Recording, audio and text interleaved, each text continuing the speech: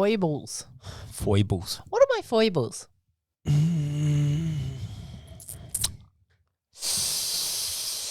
I will say you do dump a lot of shit on the kitchen bench that I have to come back and go, I don't know what this is, and I know it's probably important, but also too that I'm not supposed to touch shit when she puts it down because nobody is, because stuff walks. And so then I'm like, well, it's been 2 days now, so I guess I'll shove it somewhere.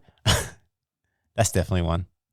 And? Oh, and I can't just have one. it's mostly personal grooming standards and hygiene is pretty awful. Take that back right now. It's complete bullshit.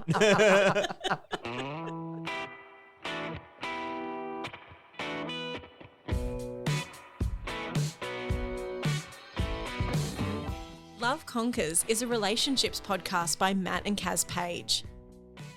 Love can help us overcome a lot, but can't conquer all. You've got to own your worth.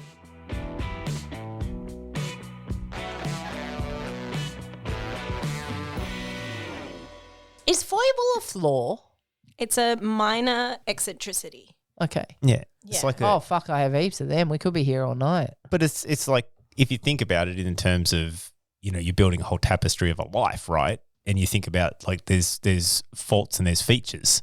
And so the difference in like woodworking, we'd think about it in the terms of like, is it a fault or is it a feature? Isn't that the positive and negative? Well, it's kind of that, yeah. In my mind, it's definitely something that would be not everyone's cup of tea, but it's definitely something that's intrinsically inherent in you, and it's something that's individualistic, you know? So Okay, well, leaving shit on the kitchen bench is not individualistic.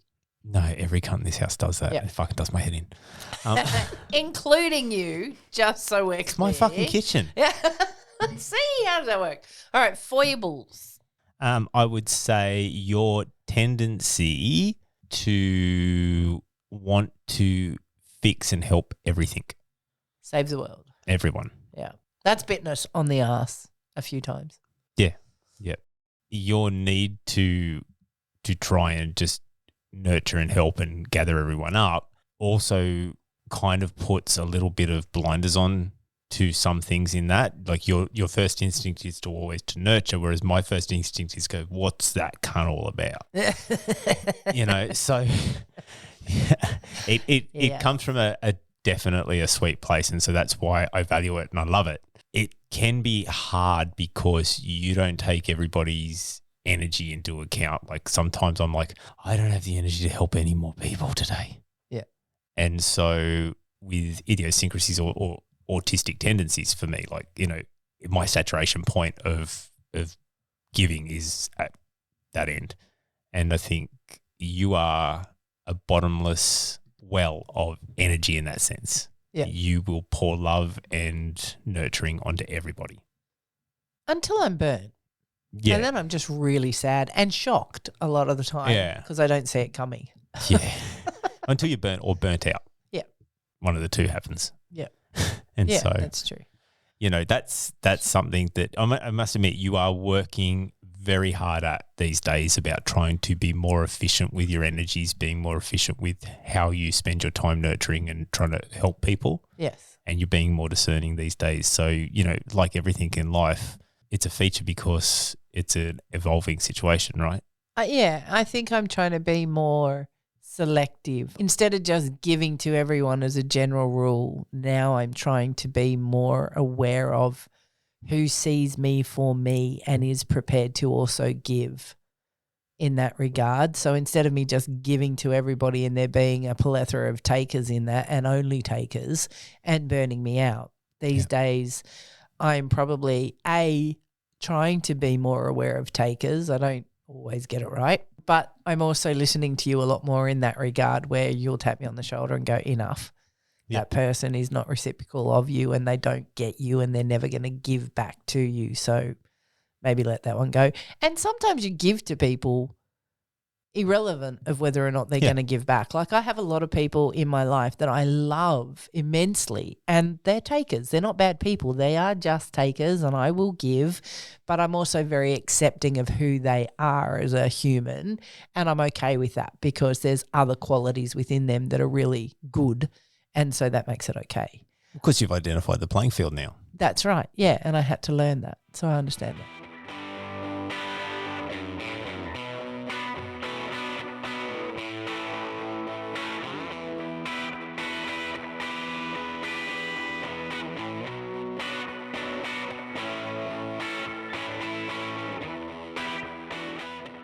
One of your foibles is your need to take on everything, and you're really fucking smart. Like, I just wish you had been a surgeon or something, because you are innately so academically smart, but you just love digging holes. Yep. And you take on so much physically and then you get frustrated because you're not finishing things. Yep. And so, yeah, definitely your ability to just take on everything because you can learn how to, because you can educate yourself, because you can research it, find it, and this incessant need to want to be able to achieve it is brilliant. And it, you know, you have built amazing things for us, and you've done things for us that we haven't had to outsource because of that ability, but it also drowns you. It does. Yeah. So, yeah, I accept that because that's part of my growth is acknowledging it, and I've acknowledged it for years. I think for the last couple of years, we've been really trying not to commit too much. Yeah. Yeah, it's good. You're getting stronger at saying no, Karen. Because a lot of those projects that land on your lap are usually Karen's brain going 100 miles an hour. Stuff's on. Stuff's got to be done. You know. But prioritising and finishing things and stuff like that, you're definitely working towards. Yeah. And I guess, you know, a part of this conversation is sort of what are we prepared to look beyond? Historically, that would infuriate the shit out of me. Yep. Just like me, you know, Matt used to say all the time, we stop giving everything, including the shirt off your back, to everybody because it'll be at the detriment of us eventually. And so even though we can see the positive in both of these foibles, there's also the negative that it's had in respect of our own family or at the cost of our family for whatever reason, whether that's time, money, emotion, whatever. So the positive and the negative has caused us to have a lot of internal looks and go, all right, you're right, Matt. I can't help and save every single person that comes across my path. And I have to stop doing that means I have to put the effort into shutting down and not sort of wanting to run out and just save everybody, you know, like I don't always get it right yet still, but well, of course, because it. it's your natural instinctual go-to. Yeah. You know, it's admirable. The whole validity of doing what I used to do as a profession is because there needs to be people like you, or there needs to be people that can create things, or there needs to be people that are, you know, capable of running a society. The lughead side of what I used to do is needed and is only, you know, beneficial if there's people like you in the world. You know, otherwise it's like otherwise fucking what's the point of doing all that? Yeah. You know? So why save the country? There's not good people in it. Yeah, 100%.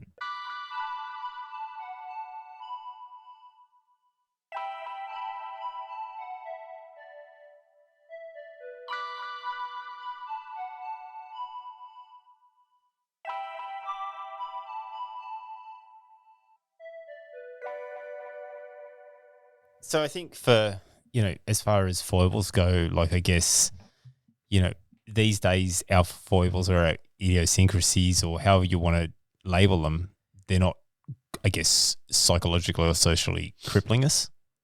And so or financially crippling. Yeah. And so I guess that's a big point there to sort of move into and start to explore in this topic, is that there's a clear line there where, you know, tolerating a behavior is simply being, you know, I guess tolerant and being patient with another person. And then there's a clear line where it becomes enabling. And from my perspective, it's, you know, at the second it starts to become detrimental to the relationship or detrimental to the individual's health or psyches, then that's probably the enabling behavior there, because it's actually destructive behavior. So have you enabled me in my foible of my incessant need to fix and help and protect every human that comes across my path? Yes. Yeah, absolutely. by jumping on board and supporting it in the times in the past where I haven't been strong enough to go, listen, I think we need to slow down on this one. You know, that's definitely enabling, because you probably needed me to be stronger in those moments so that you didn't crash, or so that you weren't cut so deep. And in those moments there, I wasn't actually strong enough to go. I went to, you know what, it's just Kaz, and it comes from a good place, so let's get after it. And, you know, I would never regret supporting any of those things from the perspective. I regret the fact that it turns out the way that it does sometimes, but I wouldn't regret you wanting to just look after people, because that's you. I remember a couple of weeks ago, I got hurt really badly and I was just done. It's just like, I'm fucking out. I'm had enough. The world can bite my ass. I'm not helping another fucking person, blah, blah, blah. Like I was on a real woe is me moment. And I was changing. I was just done. I was never going to help anyone again. And you were lovely in that moment. You're like, no, you will not change. You are who you are, and who you are is beautiful. And this is just a moment in time that hurts. And for me, that was so important, because I love, as selfish as this sounds, I love the feeling I get from making other people happy. That's euphoria for me. That's, you know, there's not a lot of skills I have. I'm really good at what I do, and I'm really focused on that, and I'm really proud of that. But I don't vary my skill set. So there's not a lot of things that I can bring to the table other than experiences or memories or gifts for people who I really love, and that makes me really happy. Sitting there in that moment feeling like a good portion of me will have to change to protect me was daunting and overwhelming and frightening, but I didn't know where else to go with it other than I'm done. I just cannot be burnt anymore. And to hear you say, it's okay, this is just a moment in time and don't change you, that was a real relief for me, that I'm okay and that I can come back from this and I can still continue to give. And I think that the balance that we've found in that is because now you are strong enough to tap me on the shoulder and go, whoa, I don't think this is going to end the way you want it to end. So maybe take a step back and slow down here a little bit, and let's protect you a little bit in this equation. Yeah. And I am almost now reliant on you doing that for me to be me and for me to be able to experience the gift of making people happy. Yeah, absolutely. Absolutely. I think that, there's a difference between like taking on feedback and overcorrecting. Yeah. Yeah. Yep. Yeah, Exactly. very much so. You know, and to me, like the people that we have successfully helped, or we have changed, you know, their world or their existence, or we've improved the quality of where they're at, that side of things, the world's a better place for having had this experience, having had you do this. And so therefore, if you did deny that, then that's, you know, potentially another little patch of goodness that's not getting out into the world. And to deny the world these last bastions of kindness that exist in the world is a pretty fucking terrible thing. Same so in the reverse with yours too. Yeah. Because everything you do, when you go out and take it all on, it's very rarely for you. It is most often for us or for someone that we're trying to help, for your kids, for your family, for your structure here to make it better. So, you know, you take a lot on and you don't always get it finished and things like that. But the ability now for me to say, no, not until this is done. Yeah. And keep you focused on, and that's taken us a while too, to be able to get to that communication pathway. You know, I say this, and then you're like, yep. But now we get to a point where it's not this, and this. It's let's do this. Yep. Let's finish this, and then let's move on to that. And even now I've noticed too, we were talking the other day about something and you looked at me straight away and you went, but not until I'm finished that, right? Yeah. And it's that clarity right there, because to me that was obvious. Yeah, of course not until you finish that. But it wasn't obvious for you, and historically we hadn't talked at that level, so you felt that I was just piling everything on top. Like, could you just do it all now? Yeah. Yeah. And you would go, I've just got to do all this now. Yeah. And that just came with its burden of pressure and blah, blah, blah. So the fact that you now say to me, but okay, well, which one's first? Yep. Oh, cool, that one. Oh, cool. Okay, good. And we're all happy and we move on and you get it done and you go research because you're very clever and then you find out how to build, break and blow up. Mhm. And it works. Yeah. Yeah. And I think, I did honestly, I just whenever, and sometimes you have to remind me too, like you do remind me too, that there's times like I'm just speaking like about this particular thing about, this would be a fun thing to do or something like that in the future. And it's ambiguous. In history, I would have said, so this is what we've got to do now on top of this and this and this. Like, and every now and then it doesn't mean that we don't stack some stuff up and we're like, fuck. Okay. He's talking literally like right now. Literally talking about like this last 6 weeks. But it's okay. But you know what? We did the checklist last night and I'm super impressed with what we've achieved. Oh, agreed. On top of we got COVID for a couple of weeks. Yep. So we were pretty sick. Yeah. But do you know what I really love about everything that we have achieved? I say that we, like I've actually physically done something. No, I've you've done nothing. No, that's not true. I went to work. I'm a good project manager. I facilitate really well, right? But I'm not the doer in this. And Matt is absolutely the doer and loves doing. And I need the facilitator because I can't organise any of it. Yeah, but how empowering is it that we've found where I'm good, where you're good, and we both finally just accept it, acknowledge it, and I guess build each other up because of it.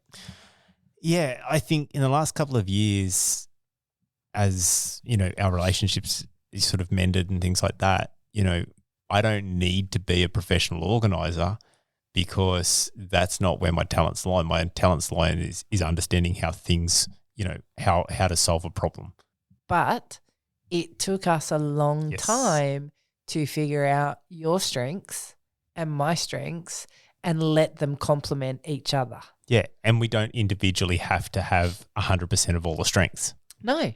And I think that's something that I don't know whether I certainly felt the pressure up until the last couple of years to be that I have to understand everything. I have to be the person that understands and can do and make decisions and does everything in the house. Yeah. And it's not actually achievable in any functional way. Like, and this is where, I wasn't communicating well in that sense too, because I wasn't saying that, I don't know when these times of the day these things are all supposed to happen. I just know that they've all got to happen right now. And so instead of communicating that, I would just get fucking short, frustrated, and then resentful about the fact that I wasn't applying more time to the thing that I need to do so I could achieve all this stuff.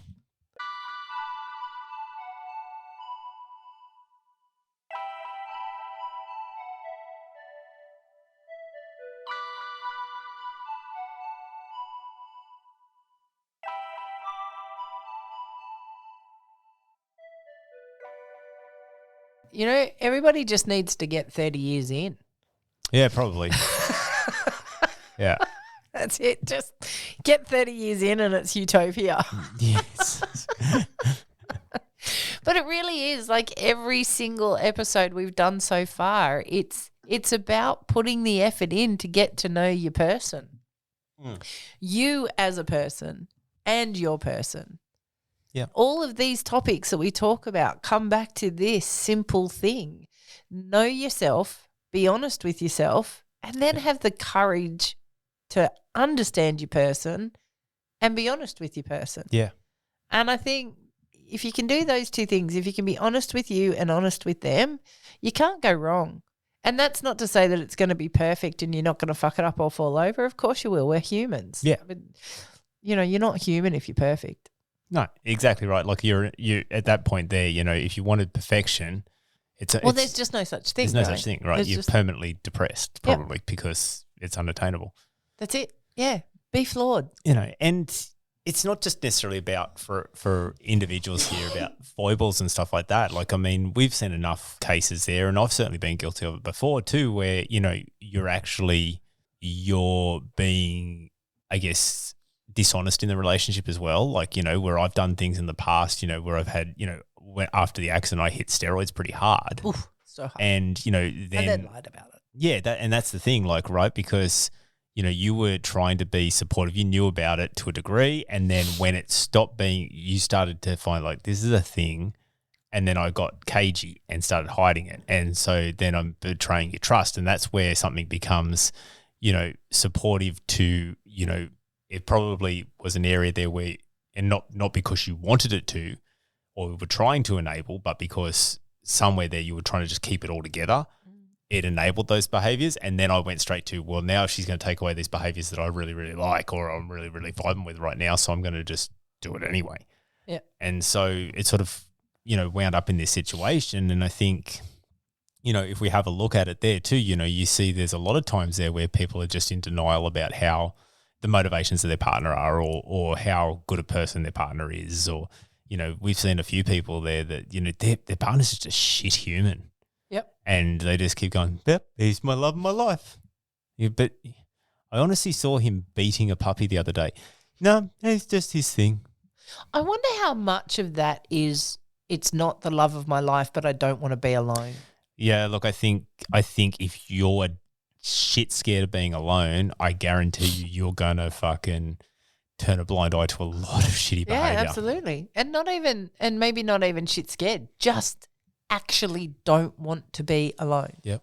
Not afraid of it, not afraid of it. Just don't want to be alone and therefore can turn a blind eye to a whole lot of stuff. Yeah. Because at the end of the day, I still get to say I have a partner and I still get to come home and talk to someone.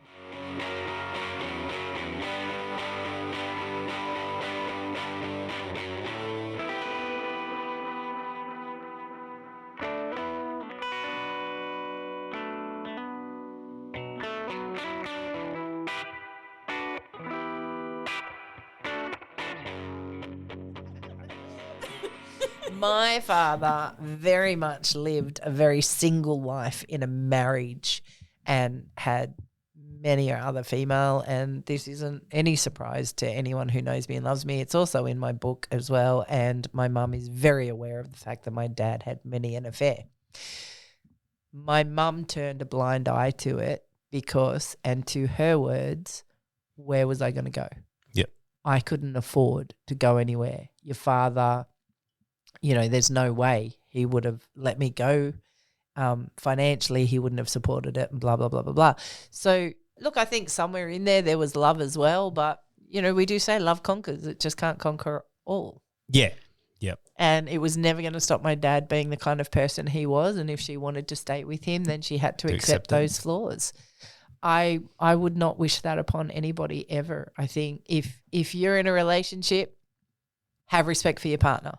Yep. And if you want to go and play the field, do whatever, be someone else, if your partner's cool with that, more power to you. Great. Have a ball of a time. If your partner's not down with that and if your partner's not cool with that, then have some respect for your partner. If you can't have your own self-respect, have some respect for your partner. Be honest. Leave the relationship. Go play the field. You don't get to have the best of both worlds in that regard. Yeah, exactly. That's something that I certainly can't. And I've seen a bunch of it. I've had colleagues, I've had mates that are just that type of person. We've all heard about them, or we all have no one like that it's just a fellow who just can't keep it in his pants. It's such a foreign concept to me because it's the last, I think it's such an awful betrayal to another human. And so, even if it was sweet with you, I don't think it'd be something that I'd be out doing.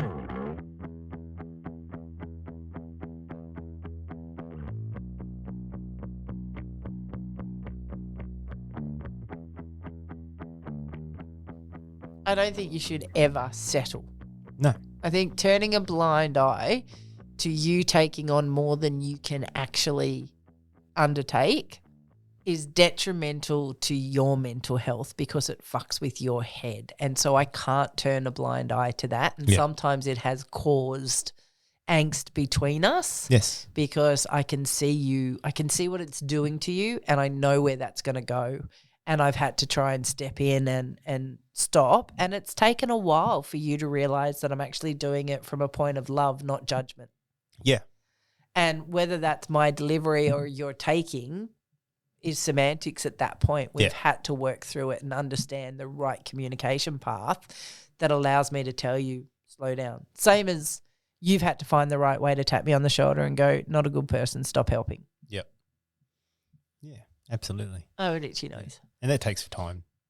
It takes time to does. get there and sticking around. And I mean, it's closely related, you know, I guess, to there's aspects there from the previous one about a previous episode where, you know, we were talking a lot about committing to things. You know, it's about committing, but it's also about committing entirely. And you can't be committing entirely if you're not being completely honest and upfront with things. And also too, if, you know, if you're being deceitful or, you know, if for whatever reason you're not necessarily looking out for the best interests of the person, then that's also not necessarily, I guess, 100% of commitment either.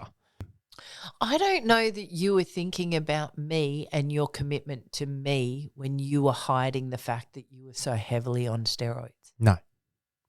So I think in that regard, I don't know, like we got through that, right? You're not on steroids anymore. No. And we found the balance of getting you to the point of being honest with me and what that looked like and what I was prepared to accept and what I wasn't. So it's sometimes people will just be so, I guess, involved in their own bubble. Yes. That they're not actually thinking about their partner at the time when they're doing these things. Yep. And so it's at the partner's discretion then as to whether or not they acknowledge that and just turn a blind eye to it, or it's affecting the relationship and everybody within it, kids, parents, whatever, that they have to call it out and bring it to the forefront. Yep. Because, you know, when we finally broke through and I called you out on it and it's like you just got to come clean, you weren't quick to the forefront with that. No. That took time. No. And you know, for a part there, I had an inkling, but I couldn't prove it, and therefore I had to just kind of keep trying to avoid. Yep. But then it pushes me into a position where trust then gets broken, Absolutely. and that's a breaker. Absolutely. That it is. hurts. I was just going to say, I think that's the difference between a foible in a relationship and a deal breaker. Yeah. I would hope that all good relationships start with a conversation about, like, what line do I overstep that then that's it. Yeah. Like, we're not together anymore. And I suppose, you know, for you guys to move through, you know, Matt using steroids, it wasn't necessarily a deal breaker, but it was something that you had to say, hey, I'm not consenting to this. You're, you know, like, this isn't going to work for us. Let's figure it out. Yep. And there's kind of those layers where it's like, it starts with a foible and then there's kind of a middle ground of like, this really isn't good, but we've got to figure it out and I've got to give you some feedback. And then there's clean deal breakers. Yeah. Yep. So Matt on steroids, not a deal breaker. Matt using steroids continuously wasn't a deal breaker. Mm-hmm. I was concerned and I didn't like where it was going. Matt lying to me, had that have continued, that was a deal breaker for me. The fact that I was able to eventually get through and go, you have enough shit with the breakdown of your brain. This is adding to that and it's not good. Like a lot of people that have TBIs will turn to alcohol or drugs or whatever. Matt turned to steroids and there was aggression and there was a lot of the things that you hear about steroids I got to live through. Yeah, well, it enhances everything. So if you're in pain psychologically at that moment, then you're going to be heaps more in pain. If you're deceitful, you're going to be heaps more deceitful. If you're a cunt, you're going to be heaps more of a cunt. Yep. You know, and the varying levels too. Yeah. So, you know, when he first started, I'm sure he probably was taking far less and he then got, because Matt has a very addictive personality and so dives deeply into these things that he gets addicted to. And so steroids was certainly up there.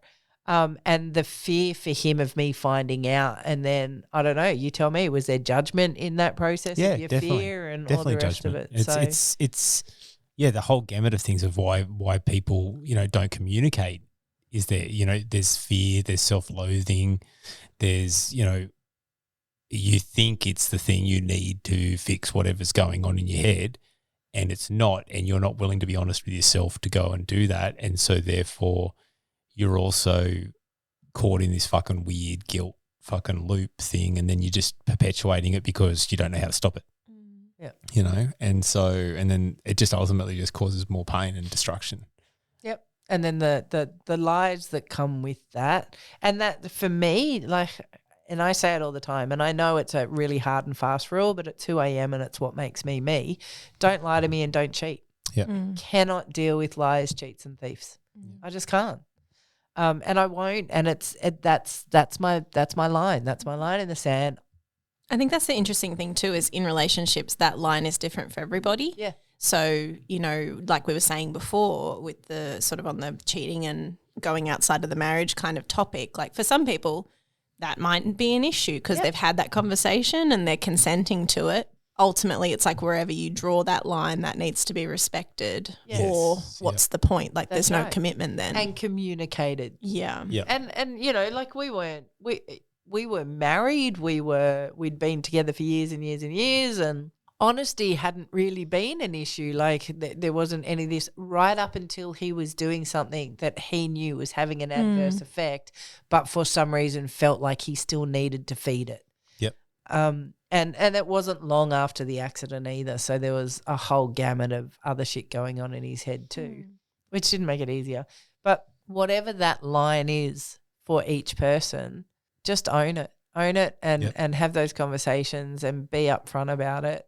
There are some things still today that he will do that, we laughed about it in one of the breaks. I'm getting so much better at coming home and just putting my head down and not looking at the mess.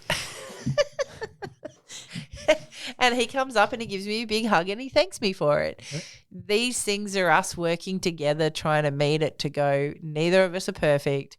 We've both got little things that annoy the shit out of the other one, but we're okay with it because they're not breaks. They're not deal breakers for us. It's, If you can see that the other person is putting as much effort in as you are to be patient, to be tolerant, but also to try and, accommodate a little bit too. Like as in, if I do something a certain way and it pisses you off and it's my particular thing, then can I make it more amenable to you so much? Can I change something about it a little bit so that I still do thing in my pattern, in my way, but makes it so that you don't want to fucking bite glass, And I think if people recognize that or see that you're putting in the effort, like I think these days you come home and you see that I've been putting in the effort, but I still didn't quite make it today, then it's more tolerable. Yeah, absolutely. Absolutely.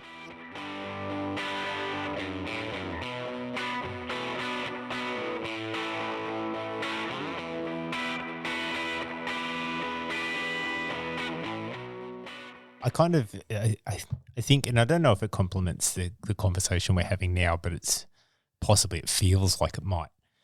But the other day we had Professor Max over here and he was asking me about the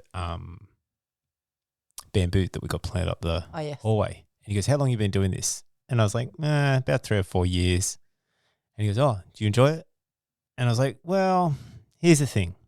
And I don't know if he understood all of it because he doesn't speak a lot of English, but it was the idea that I feel that for men, and this is just purely talking from my perspective here, I wouldn't try and harness anybody else's mentality towards it, but I feel like as men, we're sort of learning about the world in our late teens and then we're trying to define ourselves in our early 20s. We're trying to take everything on and establish ourselves in our late 20s. In our 30s, we're starting to really start to, it's kind of like in the rules of the jungle. You should have, roughly around that age group is when people are having families and stuff. So now you've attributed this level of growth, and that by the time you've stopped, fighting your frontier wars of life, it's around, you get to around late 30s and you start to see the value in nurturing things and growing things and building things as opposed to acquiring things and destroying things and to take things and to fight for things and things like that. You start to go, well, there's another aspect in the world and I want to sort of move down there and I value this. So I think that's something there anyway. I don't know. I love that. I have always seen that in you. I'm enjoying the fact that the world now gets to see that in you. Because for a lot of years, and certainly in our formative years when we were first together and growing and all the rest of it, you would hide that. You would bury that. That was not something that you would let people by and large see. I got to see it. So I knew the depths within you where that existed, but you would never show that in public. And I love the fact that you now just embrace it. Yeah, and well, people and get to see it. I think finally there's a patch in my life now where I get to where I don't feel like if I display vulnerability that I'm going to be attacked either. Yeah. You know, like I can show it. And if somebody wants to attack me, that's fine. But I'm also old enough and experienced enough to go, cool.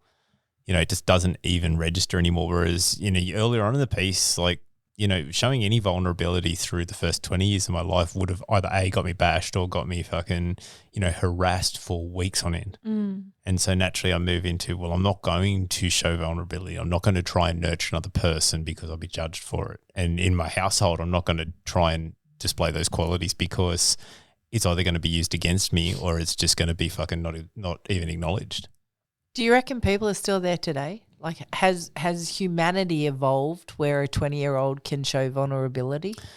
We like to think they can, but I think there's two things that have developed in the last 10 years, and that is the idea that everything needs to be, you know, shouted from the hilltops, that everything, you know, like, I feel like I have this anxiety from this thing, and so this is our badge of honor and this is our shield against the world now. Our vulnerability is almost our shield, but it's also kind of a curse because that's our excuse as well. It's like the victim mentality, right? Two types of victims. I'm either going to be a victim and stay here forever and use it as my crutch, or I'm going to be a victim and I'm going to fuck the world and get stronger because of it. Fucking know. It's the difference between lying down, taking a beating, or being the third monkey on the fucking ramp to the ark and it's starting to fucking rain and you're going to fucking dust up because of this cunt. You're going to get on that boat.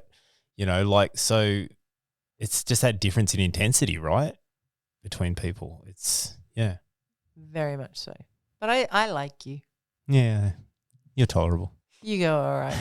No, it's not worth it if it's not with you. Oh, thanks.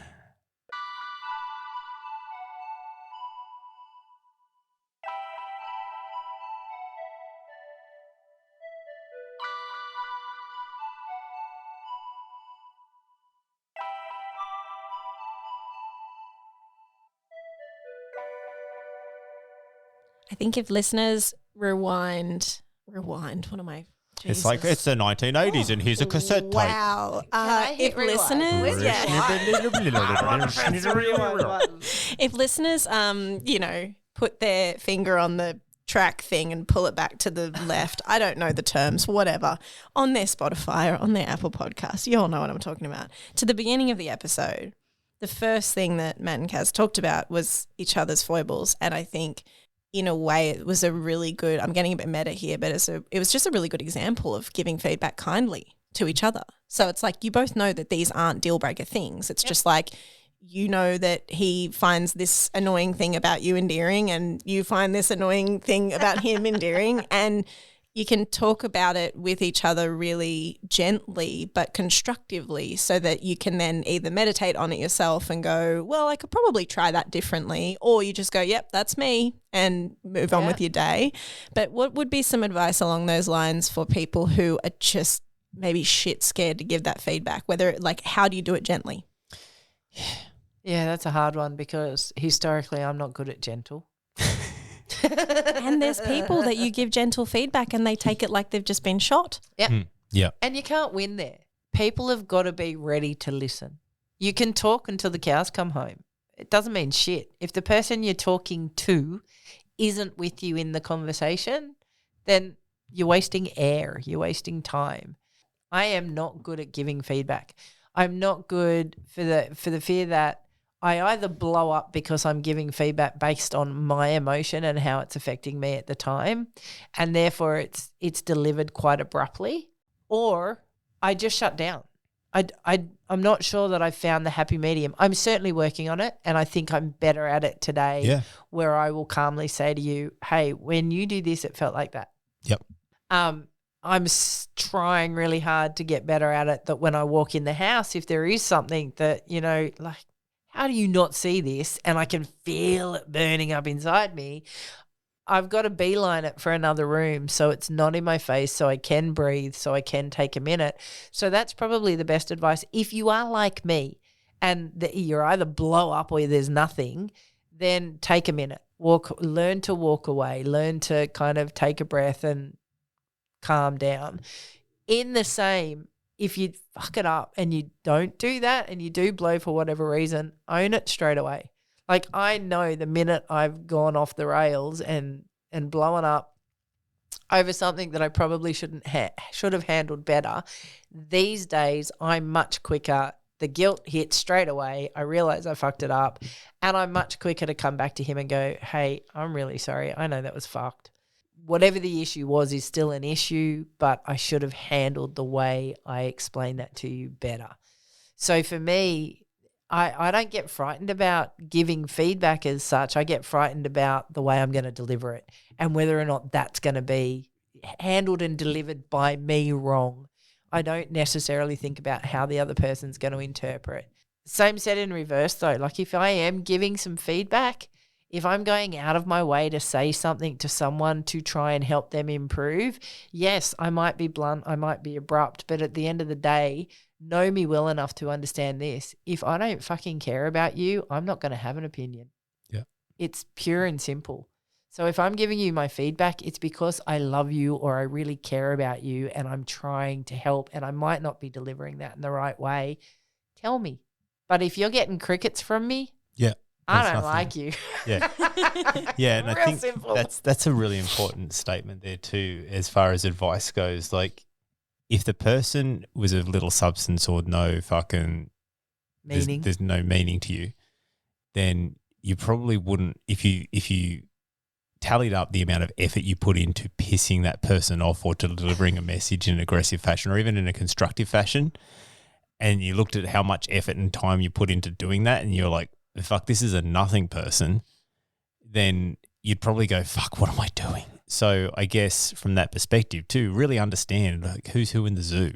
If and that comes down to even just basic interactions too. Like, you know, how many couples do we, or you see it often enough, and it's portrayed in stereotypical media and things like that as well, like going to fucking war over who took the bin out last week.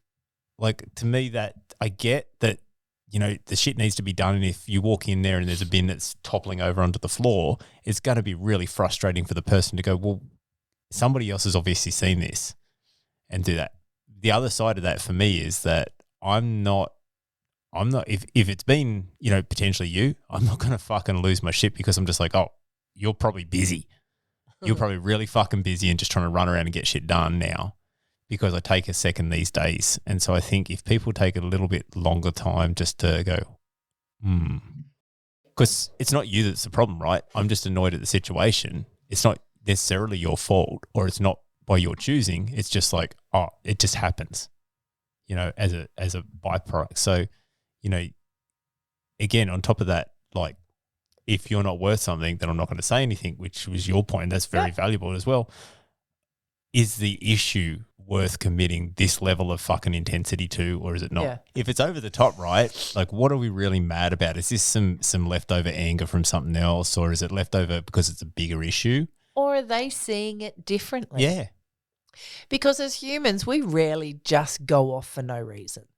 Like, let's face it, if we're going to scream and you know, have a moment and a meltdown and whatever, it's rarely just for that point that is in the front of, you know, the situation. Usually there's more to it.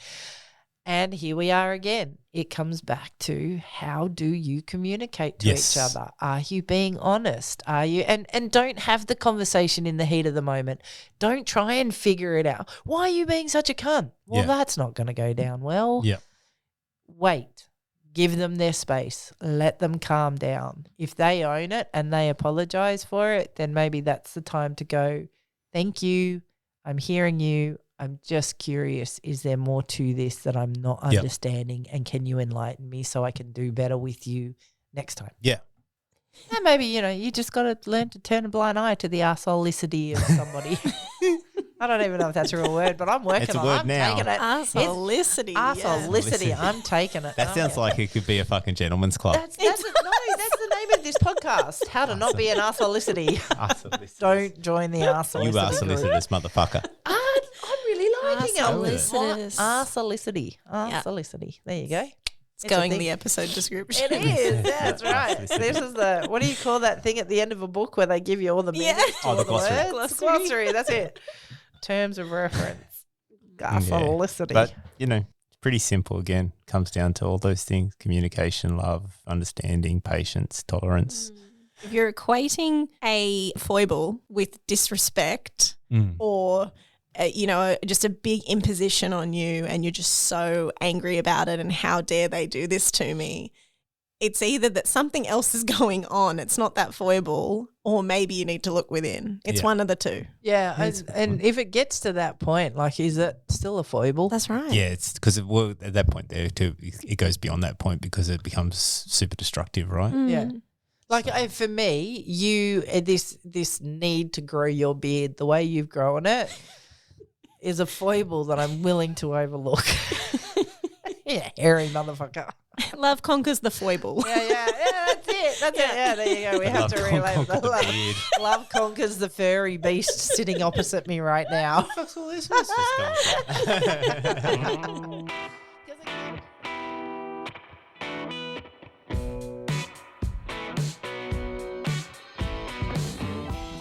This podcast is hosted by Matt and Kaz Page and executive produced by Charlotte Goodwin. For more information, visit loveconquersthepodcast.com.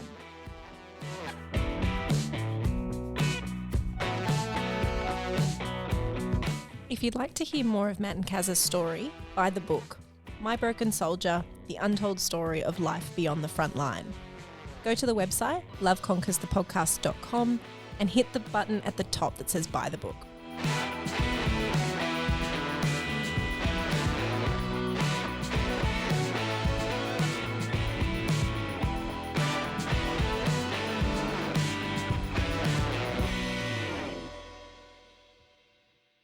Love Conquers is a podcast for adults that deals with confronting themes of all kinds. Love Conquers is not a licensed mental health service and is not a substitute for professional mental health advice, treatment, or assessment.